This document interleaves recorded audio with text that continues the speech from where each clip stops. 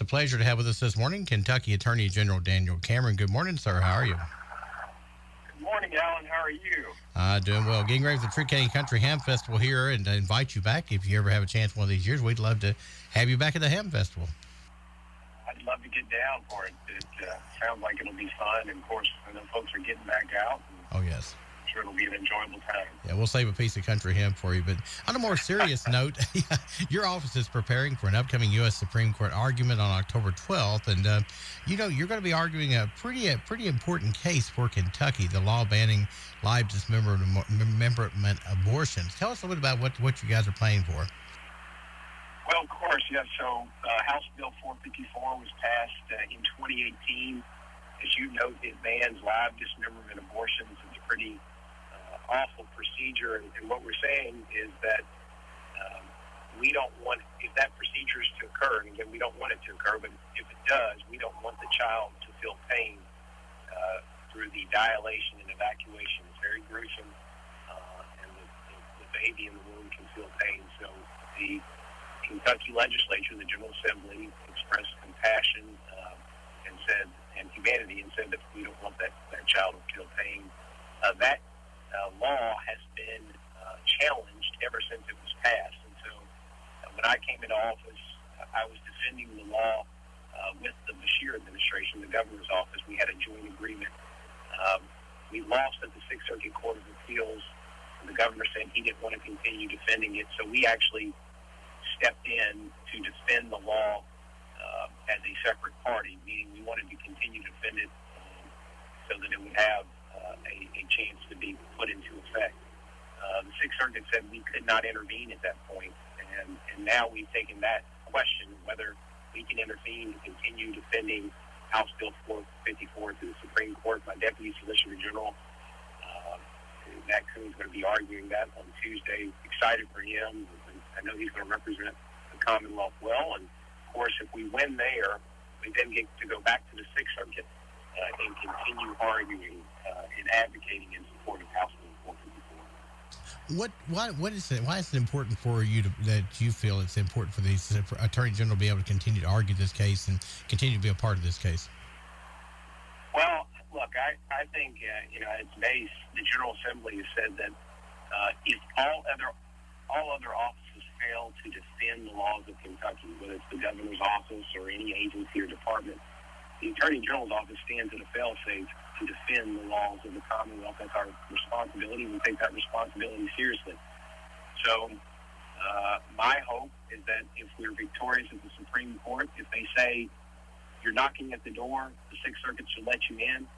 If they say yes to that, they open the door and we're able to go back into Sixth Circuit and defend House Bill 454. Again, this is a law that expresses the compassion of our citizens.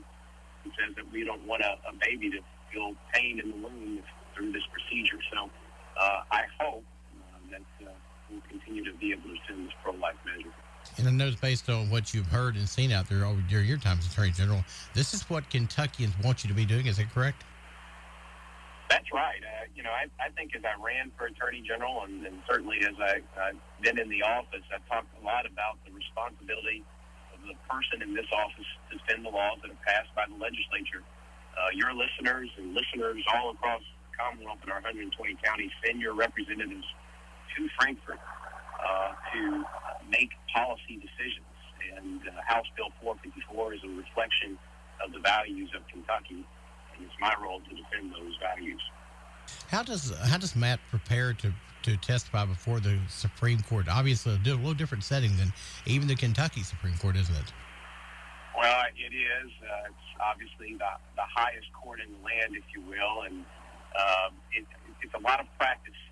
Like in anything in life, whether you're playing sports or you're preparing for a presentation at work, or even as you're training to be a welder, you got to practice makes perfect. And so that is what Matt's been doing. He's been practicing. He's been doing what's called practice arguments, moot court arguments. And so I know he'll be prepared, and of course I'll be up there rooting him on. For Kentucky to lead the charge on this, on a national issue like this, is pretty outstanding as well, isn't it? It is. I think the idea that, this is a pretty important case for one, if we win, if we prevail, the Supreme Court will be saying that a state's sovereignty matters, and its sovereignty matters as it relates to its legislature's ability to say who can represent it and defend its laws. Here in Kentucky, it's been very clearly stated that the General Assembly has said that the Attorney General defends our laws. I think that is a decision that if it's favorable, if we win, will have importance in all of our states across this country. And of course, if we win, we get to go back into the Sixth Circuit and continue to support and defend House Bill 454. Good luck in your efforts, you and Matt, as well as you head to the Supreme Court next week. Attorney General, anything else you're hearing from Kentuckians right now? What's on people's minds as you out about across the state? Well, I think obviously the big thing is folks want to continue being able to work and go about their business. And, obviously COVID has presented some challenges.